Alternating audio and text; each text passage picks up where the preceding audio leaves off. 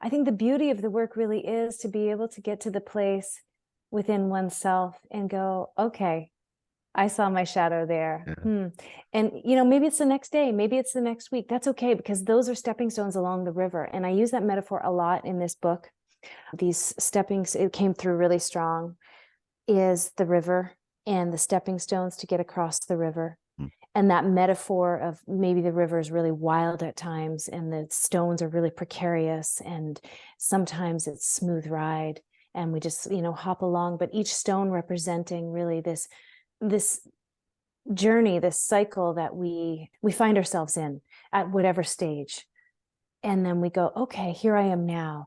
And what am I working with now? What's cooking now? What's coming through? Yeah. And I think that's why following also the cycles of the moon and the cycles of nature help us, remind us that we are part of this ecosystem. We are part of this web. We are not alone. And that's a true comfort, I feel, that, to understand, even if you are lonely as a human, or even if it has been really hard, which it is for many of us, that we can find some sort of solace in the universal web. Welcome to Rebel Spirit Radio, exploring the frontiers of spirituality, consciousness, the esoteric, and humanity's sacred relationship with the living earth. I'm your host, Nick Mather, and in this episode, author Mara Branscombe returns to the podcast to discuss her latest book, Sage, Huntress, Lover, Queen. Mara discusses several archetypes of the divine feminine, the importance of working with the shadow, the necessity of meeting our fire, how love is artistry in motion, and finding solace in the universal web. Also, please be sure to like and subscribe to this podcast on whatever platform you use to listen to or view podcasts. Your support is truly appreciated. Mara Branscombe is a yoga and meditation teacher, writer, mother, artist, ceremonialist, and spirit coach who finds great joy in leading others along the path of self-transformation. She is passionate about weaving the art of mindfulness, self-care, mind-body practices, and earth-based rituals into her offerings. Mara is a regular contributor to Spirituality and Health magazine, Gaia, and Wanderlust.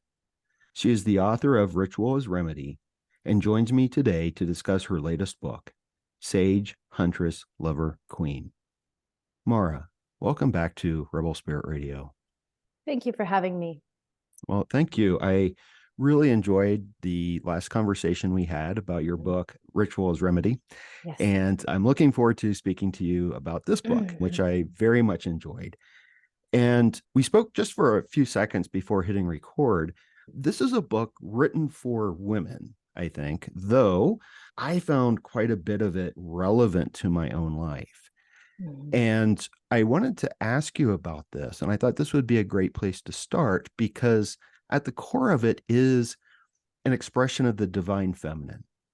And I think that that is something that is important for all genders. Absolutely. I'm so glad you bring this forward right off the top, because yes, naturally women will be more attracted to this book, and I'm a woman writing the book. And however, this is beyond gender. This is my response. So the core of the divine feminine, I feel, and I love how you say that, the core of the divine feminine it's essential right now to begin to understand one's relationship with the divine feminine.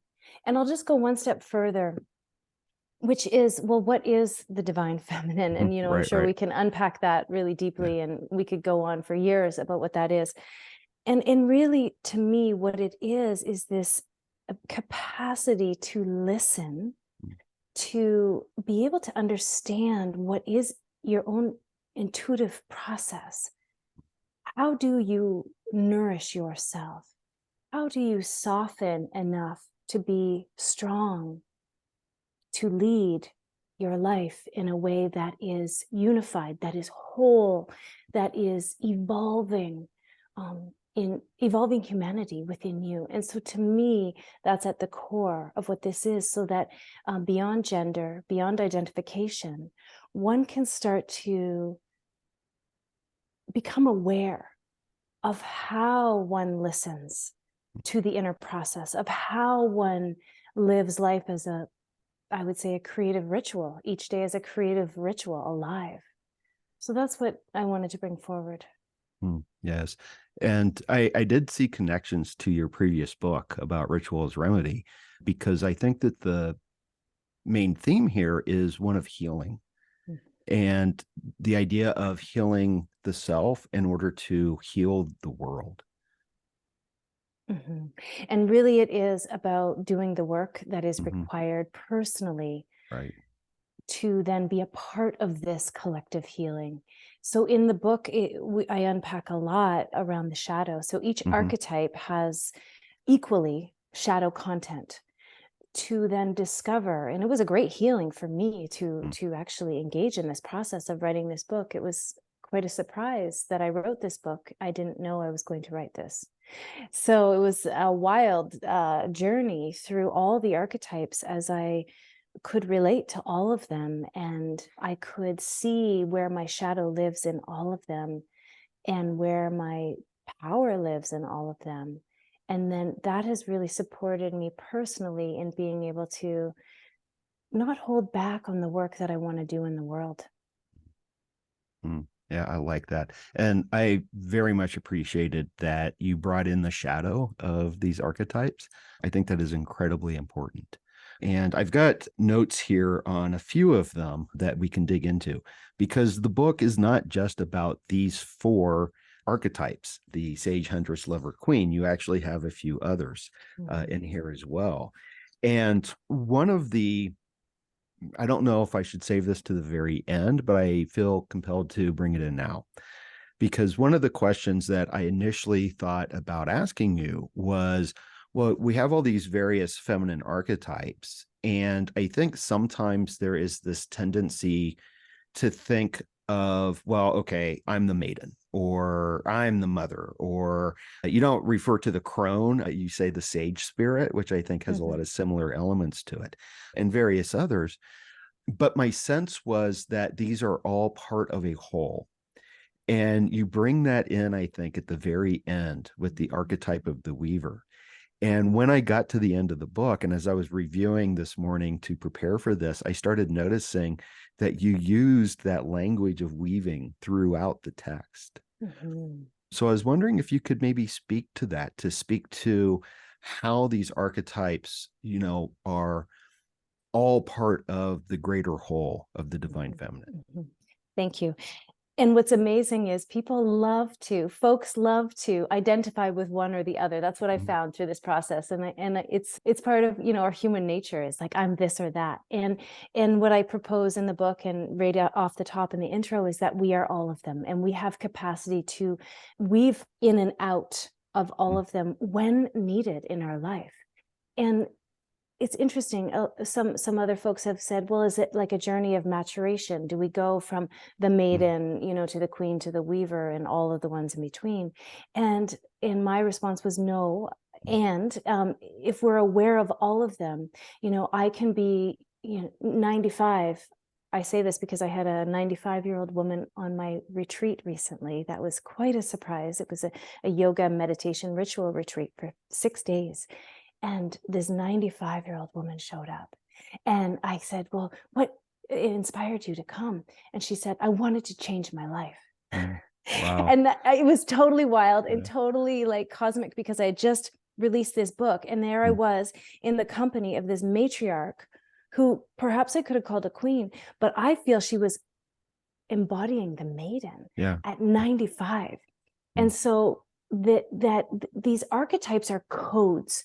They're not stereotypes. So this is really important to just consider, that they're codes, they're formulas, they're frequencies. They're not archetypes. They're not this or that. They're not definitions of who you are or who you're supposed to be.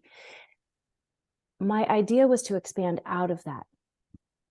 And this is the divine feminine. The divine feminine expands out of conditioned responses and reactions and moves into, well, what if at 95, I, honor the maiden, who the maiden has a zest for life, a zhuzh, an adventurous spirit.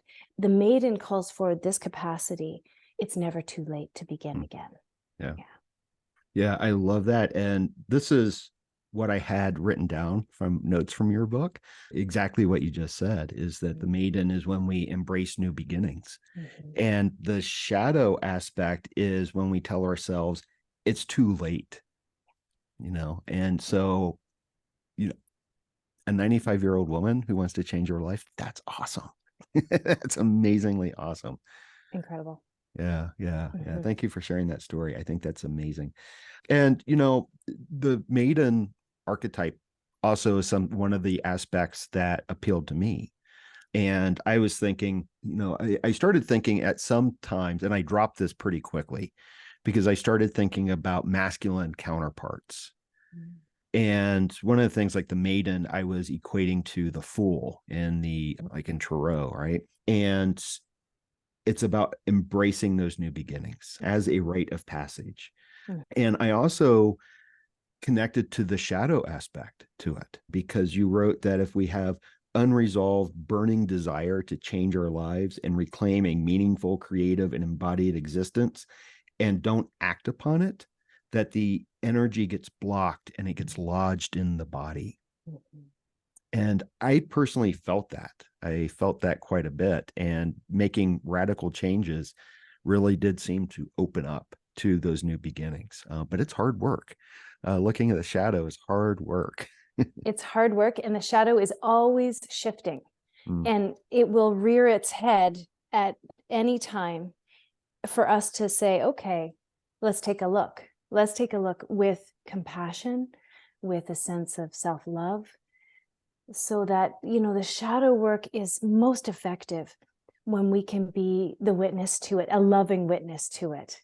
And it does take hard work. Well, yeah, how do we get there? I believe it's a daily contemplative practice of some sort, be yeah, it prayer, be it meditation, be it nature time.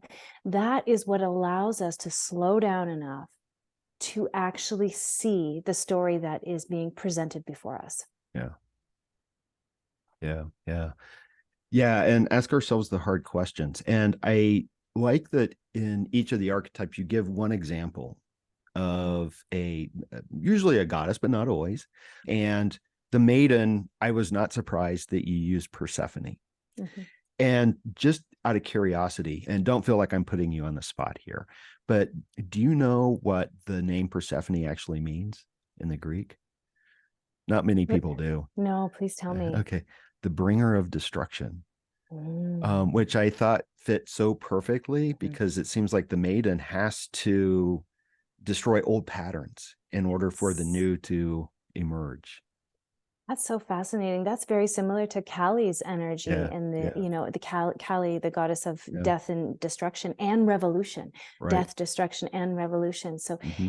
I love that part of, Persephone's journey. I've always connected to that journey, most likely going through my own dark night of the soul as a young woman, going, and experiencing loss Right. of a loved one, actually. So I went through that journey that I can now see in hindsight, looking back, that was essential Mm, to my path in life and spiritual life, creative life, that to go through some of these deeper, darker experiences allow us then to, see it in a much more expanded capacity, where the work is, or where we can actually go with the work, with our potential, with our dreams, with our visions, with our mindset, in fact.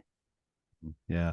And that's exactly what Persephone does. She has to go into the underworld. She has to go into the realm of the shadow to be Mm. reborn in the spring. Yeah. And Yeah. I wanted to ask you about Kali because I was surprised by some of your choices when they were unexpected of some of the archetypes. And I think the first one is when you brought in Isis for the sage spirit. Mhm. And I think that they were very relevant, but Kali is your representative for the Huntress. Mhm. And I was wondering if maybe you could say a little bit about the Huntress and why you chose Kali, because what I was thinking, and this is Western perspective probably, although I do have a good background in the Eastern traditions, I was thinking more along the lines of like Diana out of the Mhm. Greek myths. And so, but I think Kali is very appropriate. Mm. And I wanted to represent all lineages Mhm. also in these archetypes. And I had it was really fun to be able to go, okay, well, and I would live each archetype for 2 months writing this book. Mm. So there's the backstory is that I'm a teacher. So I feel so blessed because I was able to, in my teachings, I do full moon gatherings, new moon gatherings.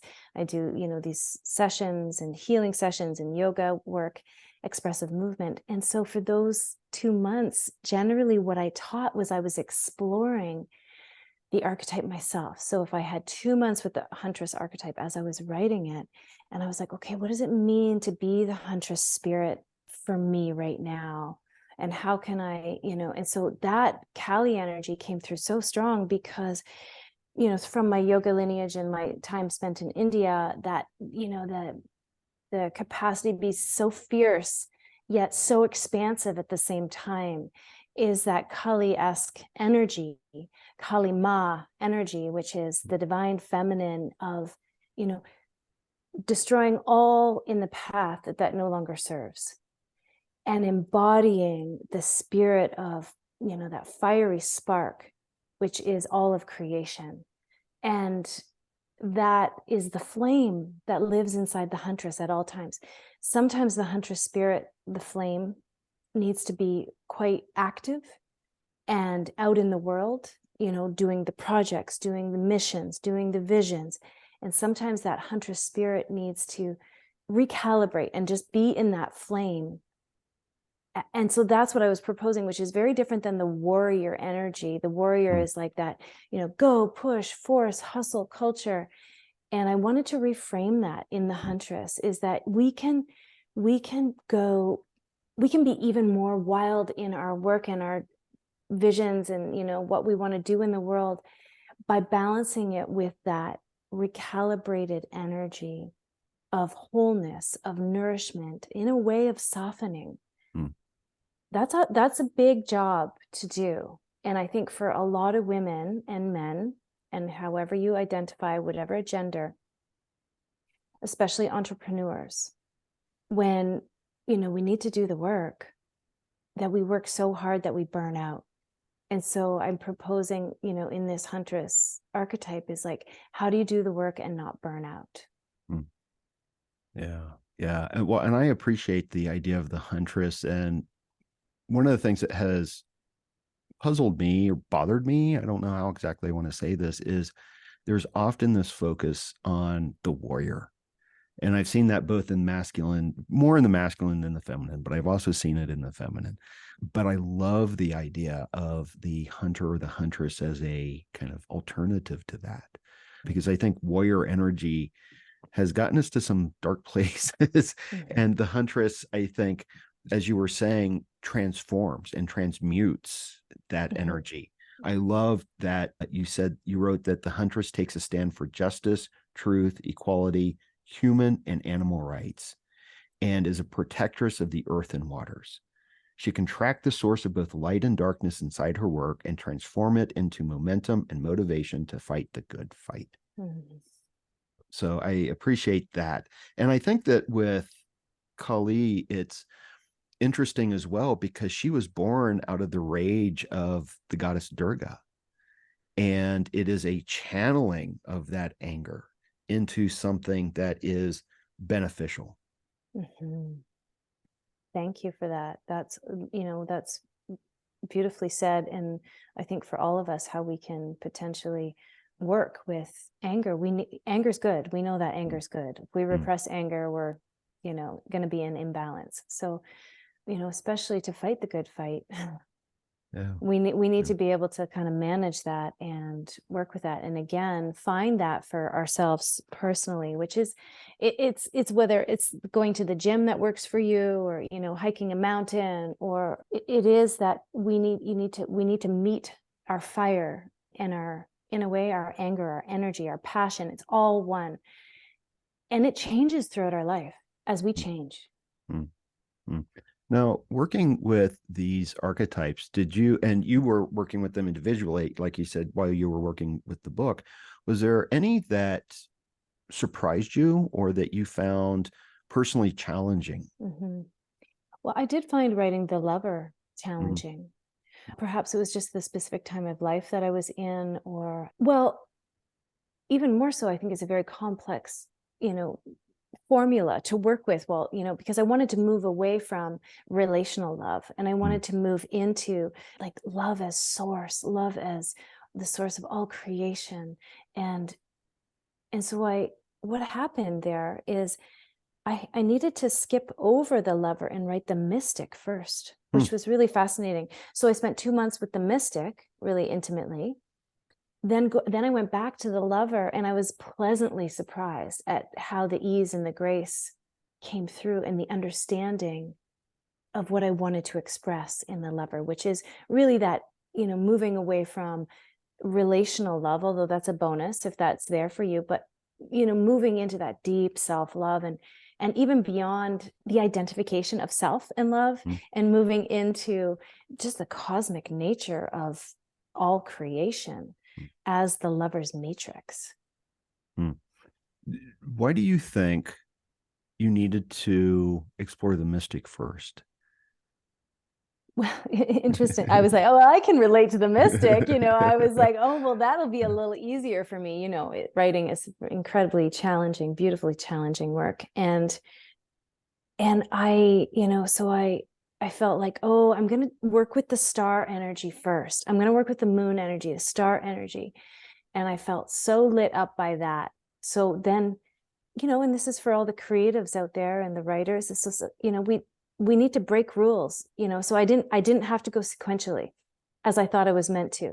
And I even let my writing coach, who I have an amazing writing coach, I was like, I'm not going to do the lover right now. I'm going to do the mystic first. I'm really called to that. That's going to help my process. It's going to keep the momentum going. And then back into the lover. And so, yeah, I think I needed to work with that kind of, well, what this expansive star moon energy, this ancient energy, this ancient and now contemporary energy. And this really brings me to a greater bridge that I'm feeling right now to express, is that this work is to bridge, I feel, the ancient and the contemporary. And so it's really much like it's very much a bridge to me, which is the ancient energy rooted in the mystics and the, all of the archetypal patterns like Mother Earth and Gaia and the maiden, the sage, the huntress, and that bridge then over to contemporary world. Well, how do I be a lover of, of all things in this very complex world in which we live right now? So I can source back to the bridge. I can go back to the ancient, then I can come forward to the contemporary as a way to maneuver and be grounded in the work and be a student of the work, really. Yeah, what comes to my mind is it makes total sense to me that you would need to do the mystic first, because there is, in many of the mystical traditions, this emphasis on love.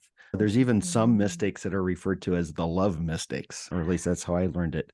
And it seems as if you needed to kind of tap into that universal energy of love, and that the lover then is the kind of the physical embodiment, the channel for that love. Thank you for that reflection. Yeah. And I also loved how you wrote that love is artistry in motion. It's beauty in movement. There's the way we think of love. It's one of these terms that we often don't, we just kind of throw it around. I always want to know, but what is it? And it manifests in so many different ways. And I love that it is this force, this energy that pushes us to create.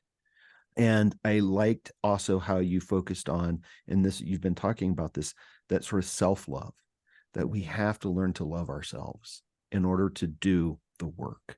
And I will put that one step further, which is to then understand that everyone's process is so unique and different in the world, to then be able to have compassion for everyone else's process, which is very different than yours or mine. And that is a deeper form of love as well, is that deep level of compassion or forgiveness. Or, I just spent 2 weeks with my family, my birth family, my origin family. And you know what Ram Dass says, you want to become spiritual, go spend time with your family, in terms of like, and I could see it, all the shadow. I mean, I have a beautiful, loving family. I love my family so much. We get along so well. We all want to gather at the same time. And still, of course, the shadow will rear up in all sorts of triggers and all sorts of patterns, fascinating stuff. All of our narratives, our stories, our histories, our lineage, our karma. And that, the higher level work of love, I believe, also is to be a witness to others' triggers and shadows. And that's actually also why I wrote this book. It was a big, strong impulse, was that once we understand these codes and these formulas that are in the archetypes, then therefore we become more compassionate to witnessing the shadow in others, and therefore less reactionary to it. Yeah.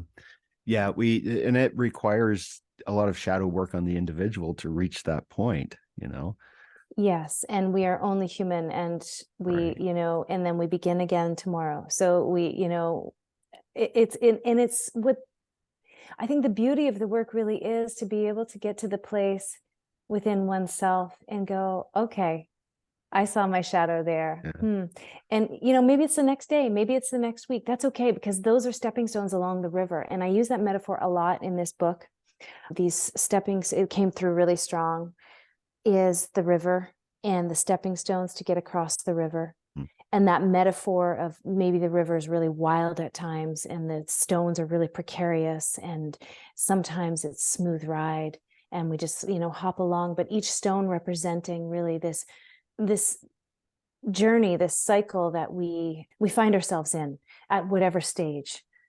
And then we go, okay, here I am now. And what am I working with now? What's cooking now? What's coming through? And I think that's why following also the cycles of the moon and the cycles of nature help us, remind us that we are part of this ecosystem. We are part of this web. We are not alone. And that's a true comfort, I feel, that, to understand, even if you are lonely as a human, or even if it has been really hard, which it is for many of us, that we can find some sort of solace in the universal web. Yeah. Yeah. There's, I think, a lot of disconnect with the natural cycles of the earth, the moon, the cosmos in general. And I agree with you 100% that it's important to try to get in tune with all of that and to kind of, dance with the music of the cosmos, as it were, find that rhythm somehow, some way. And I liked the imagery that you were just using. Reminds me of metaphors from Buddhism of, it's here to get you across, and it's in other traditions too. Yes. I know it's in Jainism as well. It's the idea of getting across the stream, getting to the other side. And one of the archetypes, when you were talking about that, the one that came to mind is you wrote about the queen, right? That's in the title of the book. And your example of the queen is Tara. Or Tara, as I think I always pronounce it Tara. So I was wondering if maybe you could say a few words about the queen and how Tara represents her. Thank you for asking that. And all of these, again, I'll tell you a story, actually, is I'm a trail runner. I run in the trails. That's part of I call it my spirit runs. And, I would do my other practices too, but I remember grappling over who I was going to use for the queen, because it's part of my research, and, what mythic, or what energy, what ethos am I going to use for that? And I remember asking myself, should I use Tara, or should I use someone else? And then as I said Tara, I tripped over a tree root. I tripped. And I said, okay, there she is. And so, yeah, I think that, accessing this and working with the queen's energy is embodied wisdom, pure compassion, embodied wisdom, pure compassion. And so that really spoke to me, as, I even say Tara is revered as a high goddess of the female Buddha. And the queen, we need the queen, and I'm not talking about a colonial queen. We are talking the energy of a queen, which is a leader that holds the capacity to not only lead a team, a movement, oneself in a way that is, again, I'm not sure if I want to use the word higher level. Maybe there's a more expansive realm of understanding, of intuitive awareness, of wisdom from within. And so I feel that, when I start, and then I get to research, about Tara, and I just felt that was a deep alignment. And I'll relate it in a way to the lotus flower right now. As Thich Nhat Hanh says, no mud, no lotus. Yeah. And I was recently visiting, actually, back east, my family, and close to there is a whole lotus pond garden. It is so spectacular. And so you really get to see that the roots in the muddy water of the lotus flower are so embedded and integrated, and it's a whole ecosystem. This pond is all working together, and that the blossom, is this most vibrant lotus flower. And in the center of the flower, it looks like a fossilized coral creation. It's also incredibly epic. And so that energy represents the queen, is that the shadow of the queen is to work through perfectionism, to work through the shadow of perfectionism, which many humans have on this planet. I've worked with thousands of people that cannot make that next move or put that creation out into the world because they fear what others think. So the queen energy, that Tara energy, is embodied wisdom, so clear and strong as a channel. It doesn't matter what other people think. It doesn't matter. Put the work out, do the work, listen to the call. And that's the kind of energy that I wanted to bring forward in the queen. Quite beautiful. Thank you for all of that. And it seems like the queen is also, how do I want to say this, kind of directs the energy of transformation.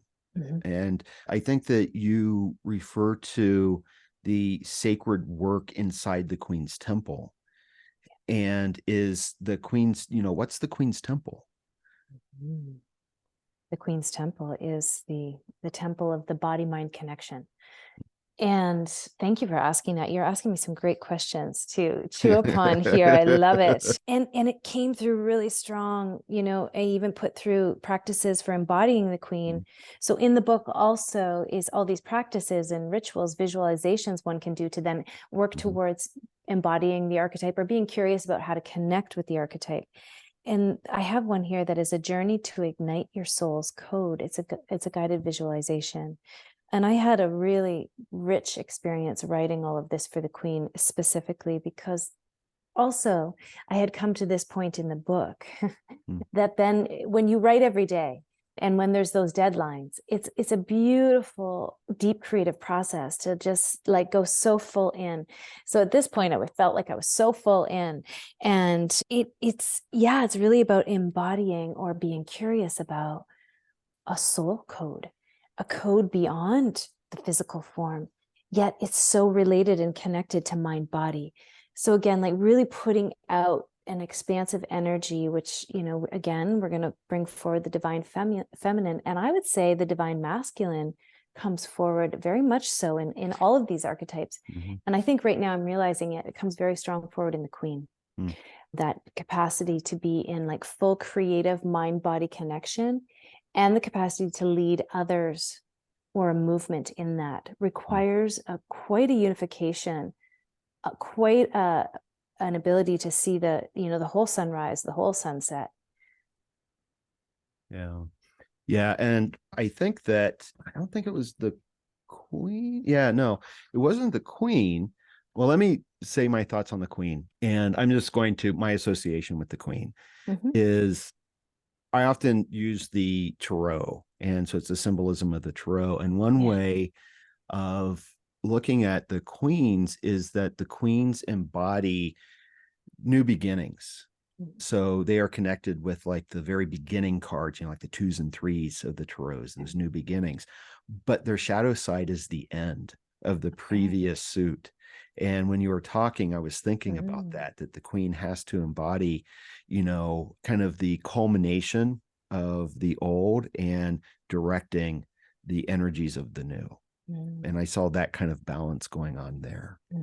Yeah, we could unpack that a lot. Yeah. That's really cool. And I don't have experience with Right. the tarot.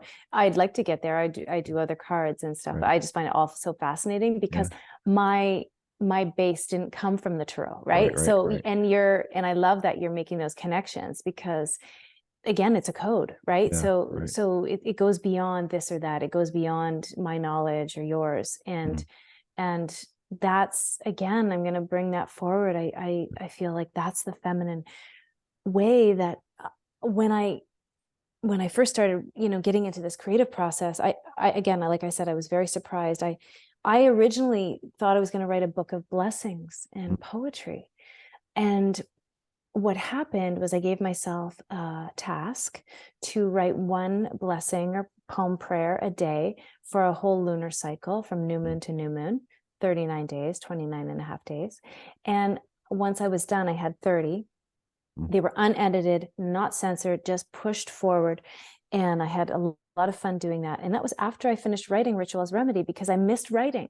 What happened was I missed the process. I missed the creative act. And so I wrote these poems, I printed them out, I cut them all out, and I started placing them all, because I write on the floor, I sit in meditation seat on the floor. And so I had all the poems circling around me. I had no idea what I was doing. I don't know why I was doing that. And then I started placing them in like categories.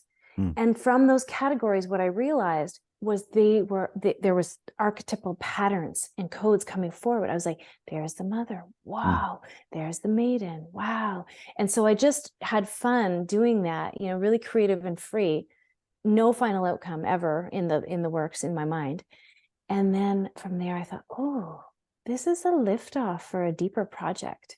And the liftoff was also to support us in this place we're in humanity, I feel, where we could use a little more, perhaps, support and guidance in this threshold of moving away from patriarchy and moving away from that hustle, push, force culture.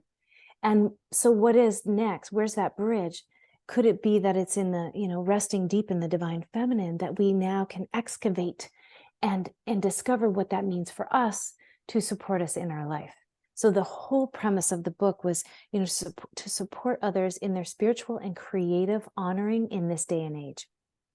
Yeah, wonderful. And some of these poems you included in the book, didn't you? Yeah, that's what I thought. I was going to ask you about this because there's a lot of poems in there in each one. So each chapter begins and ends. It's bookended with a poem. And yes, these are some of the originals in here. And it's so interesting to look back on them because, obviously there's all sorts of symbolism, for me, for where I was at in my life, and also how I was working with each archetype, deeply for those 2 months each process. Right. Yeah, wonderful. Yeah, I enjoyed the poems, and I'm going to ask, there are some illustrations in the book, and I see behind you on the wall an illustration that looks very familiar to the ones in the book. Did you do the illustrations, or is that from someone else? No, I did not. And Laura Mowbray is the artist illustrator. She's also the cover designer of the book. So cover designer, artist illustrator, amazing collaborator. She also did Ritual as Remedy, the illustrations. They were more elemental, so less specific. So each the process was, as I was in that 2-month energy, she would come up with the illustration for each archetype.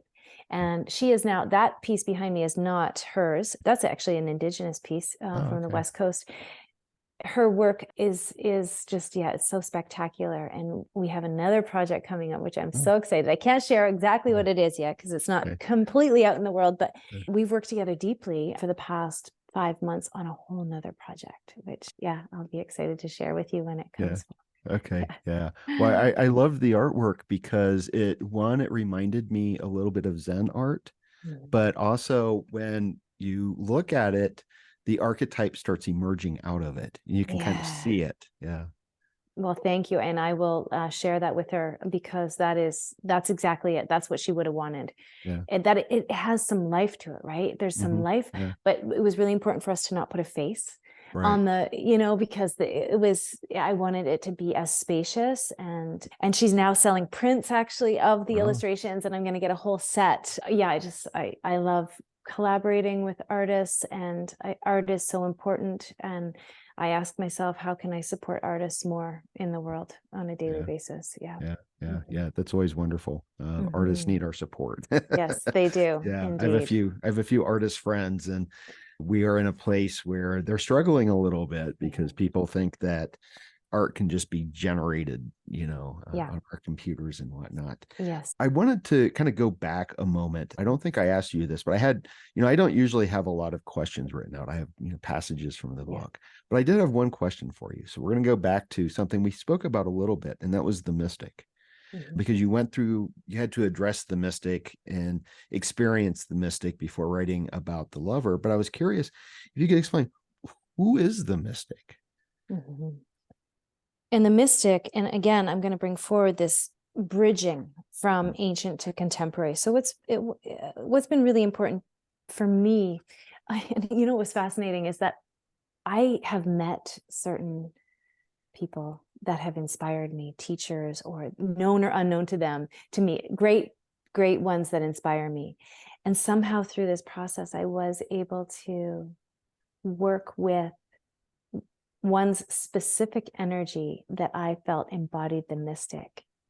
And I know this woman. And so, okay, I'll just unpack who the mystic is, and then I'll talk about why I was inspired to write about the mystic. The mystic, I feel, is someone who has this capacity for otherworldly energy, like connected to the stars, connected to the moon, whether they know it or not. Sometimes you can even see it in people. I often see it in people's eyes. I'm like, oh, there's this like mystical energy, this like real spacious, curious wonderment, awe, that kind of energy.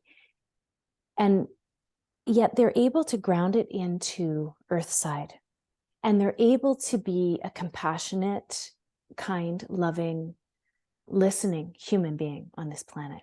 I feel that's the mystical energy, is that they have this, sometimes we'd say they're born an old soul.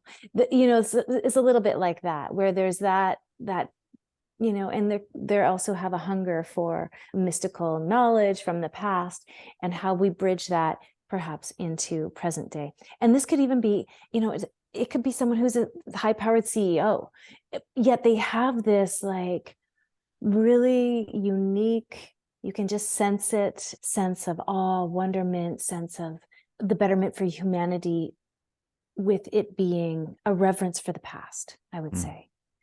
And there's a woman named Erica who is, when I lead an annual retreat in Mexico every year, she's a medicine woman, and she has an interesting background. She was raised in Mexico, but has Icelandic in her background. And so just as she embodies to me the mystic. And I've always thought that for years and years.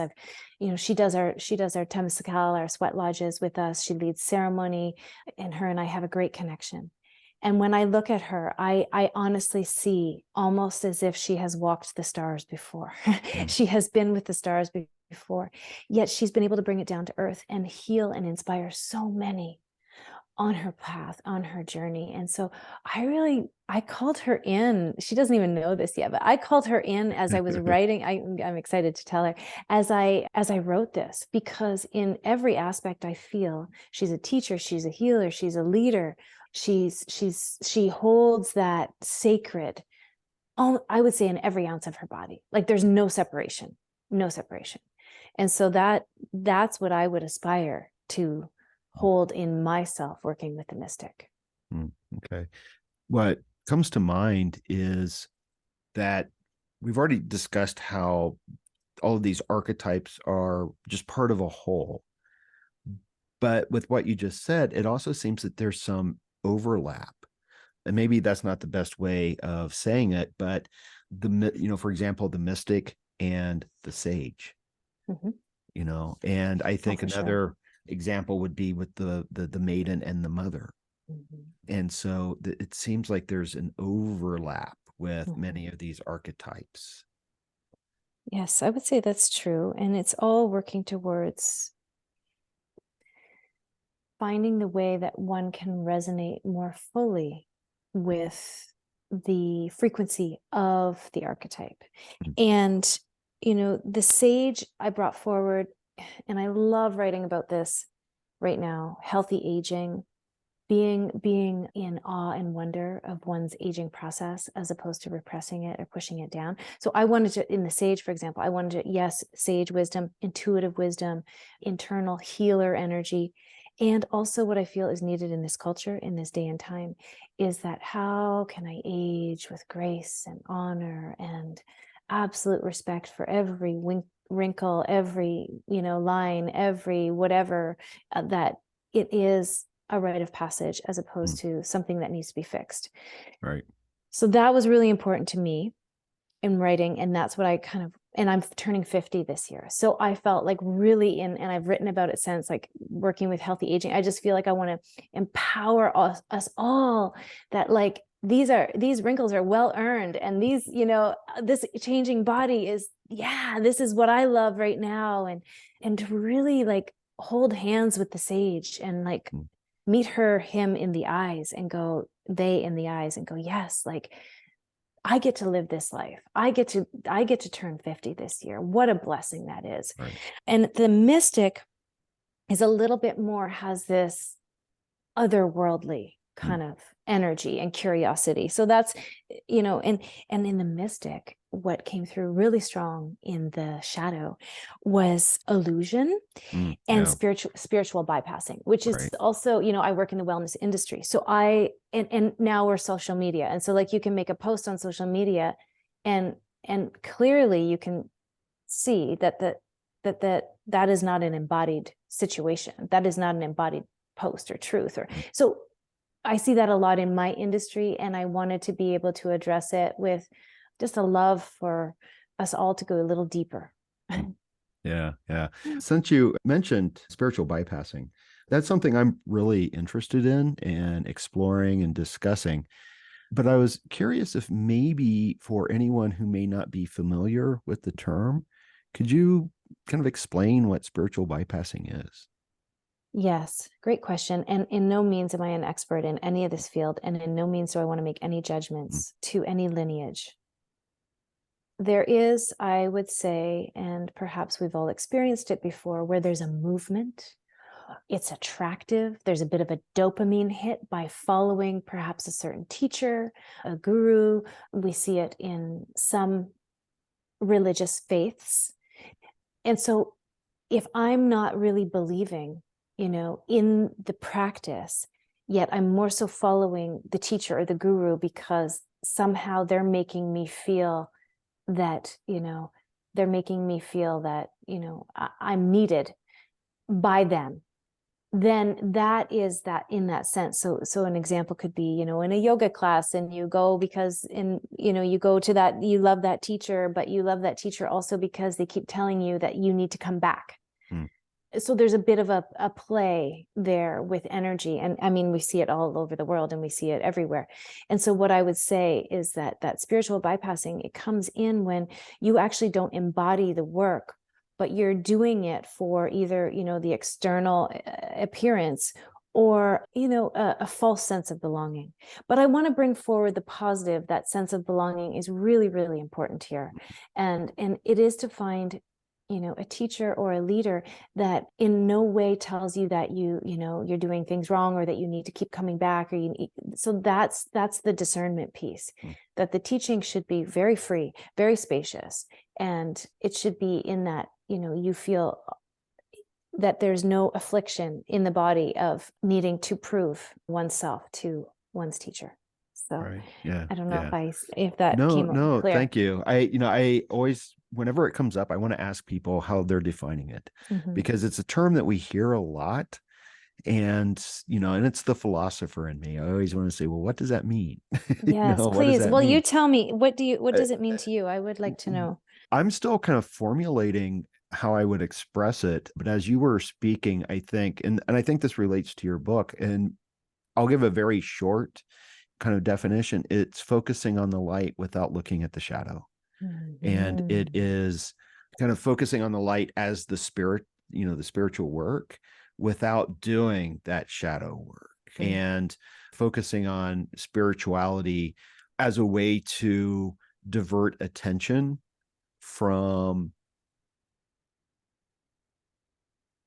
what is not necessarily beneficial, but needs deep work.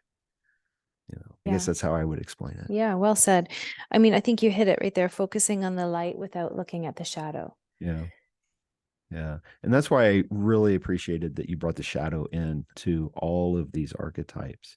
And I think that you've also tapped into something that is very universal. I think that the divine feminine is very universal, but even the language you're using, because the weaver, for example, and this is something that in religious traditions, the word sutra is connected to suture, and tantra is connected to actually weaving. And there is something within the traditions, and I think I would say all religious traditions, that speak to this kind of process. And I appreciate the fact that it's there, and it's kind of coming out of your work, whether you were doing this, thinking about this intentionally or not, it's coming through you and through your writing. Thank you. And that was really a delightful surprise that the weaver came at the end. Yeah. As I was trying to, come to an energy of sacred closure in a way with the archetypes. And then it came through so strong in a visualization. So what happens for me is, because I'm, doing the work, I'm doing the meditations, the visualizations, the breath work, I will often see images from within. That's part of my intuitive process. I will get visuals. I will get like photographic snapshots, and they'll come really fast and strong. And the weaver came so fast and strong at the end that the weaver holds all of the archetypes, in fact. And the weaver, whether it's a tapestry, whether it's a basket, it's a primal ancient art form. It's one of the most ancient art forms there is. And, it comes with one thread crossing over the other and creating this bound tie before we move on again to the next weave, to the next piece. And the weaver, so for me, and this is how I love to describe it, is that we are all the archetypes. The weaver holds them all at the center of our body, that we are able to then pull and offer out and receive back in when needed. So, if I'm sitting over here in my mother shadow and I see that, then I can recalibrate. I can go back to my center, and I can work on nourishing myself, because the mother shadow comes forward when we're overgiving, when we're too fatigued. I mean, I'm not talking about parenting kids, but you could put that in there. But I'm talking about mothering self in a way perhaps that you didn't get mothered yourself. So for a lot of us, that's our work, is to recognize some of these core wounds that we all carry, whether we choose to see them or not to go looking for them necessarily, but to just really to see what's there. And then how do we meet ourselves and go, okay, this is this beautiful life opportunity to go, I need to, every day, what is my nourishment? What is my practice? And the weaver came through, and again, on retreat. So I have these, I run these amazing programs, and people come, and it's just so delightful to see who shows up. And so who showed up last year as I was writing this chapter, unbelievable, is an Indigenous woman who is a weaver. Wow. And she's 75 years old. Again, I love being at this stage of my life because I feel like I run these programs where it's beyond age. So I can have an 18-year-old and I can have a 95-year-old in the same program. And then we work off each other's medicine in that way. So beautiful. And so the weaver, her name is Badge, and she came, and I was just blown away by the synchronicity. And she weaves these most epic baskets, and we were all standing in circle, full moon on the beach, a ceremony. There was 38 women, and we're all holding hands, and I literally had the image of all our ancestry below us, so the weave. So we were all in circle. So imagine a huge roaring fire, full moon. We have given our offerings to the fire. We have called in sacred space, and our hands are held together. And I see this visual below us, the circle, the same circle being reflected, but like all our lineages, all our people, all our origins, all our karma in the below us, almost like Persephone's journey down there. And then I saw it above us, up in the stars too. So we were like a circle, and then the circle was below us, and then the circle was above us, and the weave was all there. Yeah, as above, so below. Yeah, exactly. Yeah. Well, I know we're starting to run out of time, and I don't want to put you on the spot for this, and you might not have the answer, and that's okay. But of all of the archetypes you looked at and explored in the book, you gave an example of, Persephone as the maiden and Gaia as the mother. And is it Ocean? I don't know if I'm pronouncing that right. As the lover. Yeah, as the lover. But the Weaver is the one where you didn't have an archetype. And I was wondering why that was, and if you might have, if it's appropriate, if you have thought about who might represent the Weaver. That's an interesting question. So I felt like I didn't give that to the Weaver. Also, I didn't follow the same format as I did for the Weaver, as I did for the others, as it was the sacred closure, but the opening to a whole other way of understanding. And so I felt like if I defined it with one particular thing, then folks might again go into that identification. Oh, I'm the Weaver. Okay. Yeah. So the Weaver holds more of this, universal energy. And what's coming forward right now is Shakti energy. Shakti is the female embodiment of beauty, of all that grows in nature. And Shiva is the masculine, sacred masculine that, holds all of that together. So that the Mahashakti, and of course I'd probably choose other things too for this Weaver. The Mahashakti is that universal pulse of the divine feminine that we can see in the center of the flower, that we can see in the center of the star, that's in the microbes of the earth, that allows all of creation to come forward. And I would also explore and do research on perhaps some of the first forms of shamanic culture and matriarchal culture within that. And that almost came through with the Queen. Also, when you asked if why I chose Tara, I was researching that, some of these really primal, forms of shamanic culture that were the first ones recorded. I really had a great time, doing this kind of research. And so I would probably go into that as well for the Weaver. And I would just also bring forward the cultures, because I actually wanted to call this book something else. I wanted to work with this, like a fine silk weave. That term kept coming through for me, a fine silk weave. The whole thing around, how the metamorphosis also of the silkworm, of the butterfly, of the process of, metamorphosis. And so there's something to that in the Weaver that is unspoken and named at the same time. It's neither this nor that. It's this pulse. It's like the spider web. It's this representation of how we are so connected to everything. And that's a hard journey to live in a modern age, in a world of wild distraction and complexity. And so if anything, the Weaver can just always live at the center of our bodies. And we can go, okay, what's the weave today? And where, what can I let go of that's not serving? And what can I invite in terms of a virtue, a value, an intention, a prayer, a code, a formula that is working? For example, right now, it could be, I am letting go of excess tension in my body. I am inviting in the frequency of love.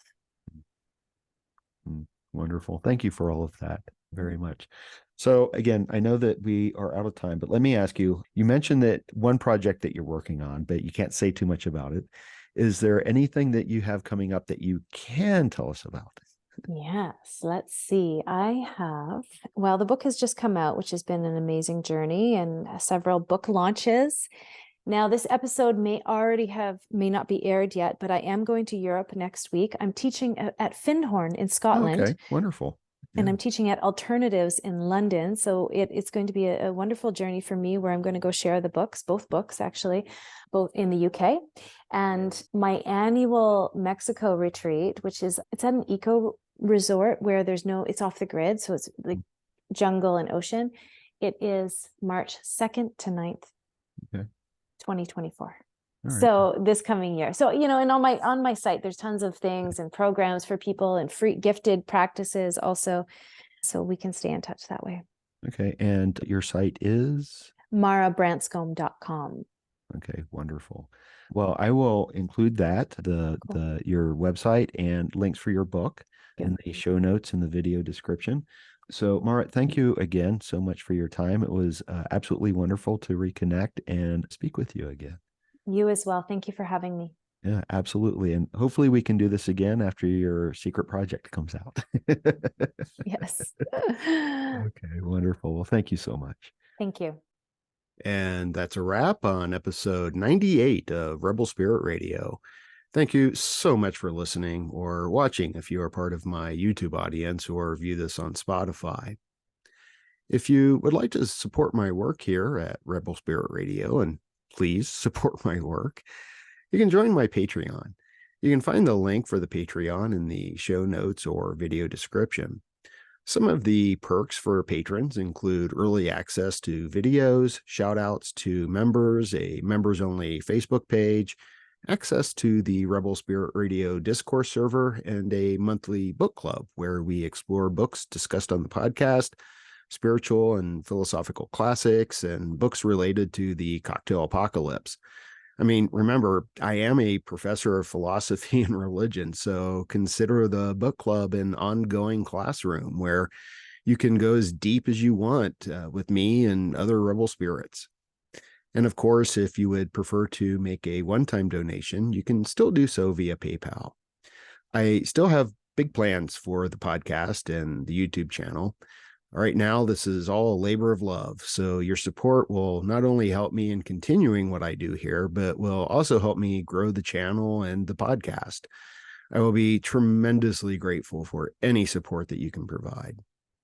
Another way that you can help the podcast is to share it with friends, family, coworkers, and on social media. That really is one of the best ways you can help and support the podcast, help me grow my audience. As I always like to say, I'm out here doing missionary work in regards to religion, spirituality, and ecology, psychedelics, and consciousness, and how all of this can help us heal humanity's relationship with the sacred earth. So if you feel moved by the Rebel Spirit, and I sure hope that you do, then please, by all means, help share the good news. Also, if you enjoyed this podcast, please make sure to give it a positive rating on whatever platform you use to listen to or view podcasts. It only takes a second, and your 5-star ratings really do help, especially if you listen on Apple. If you have a minute to spare, consider posting a short but positive review, and please subscribe. For those viewing on YouTube, please give this video a thumbs up and subscribe to the YouTube channel. Make sure that you hit that notification bell so you will be informed when I upload new content. I'm Nick Mather, and you've been listening to or watching Rebel Spirit Radio. Until next time, may you be in peace, may you flourish in all possible ways, and may you continue to nurture your Rebel Spirit.